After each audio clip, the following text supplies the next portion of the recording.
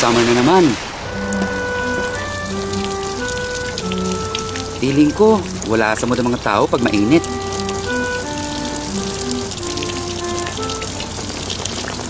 Actually, di naman talaga ganun kainit eh. Mukhang wala naman pong sira. Ipita ko lang itong wire.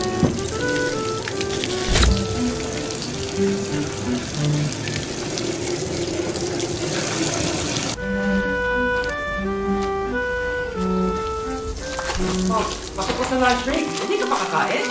Wala naman akong ginagawa. Pero parang iba talagang effect ng init ng mga tao. Hello, sir. Ano po? Kaya nag-grab car ako. Hindi rin madaling magluto pag summer.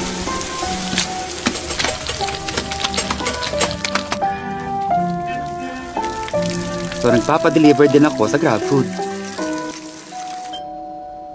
Kuya, mukhang madalas tayo magkikita ngayong summer ah.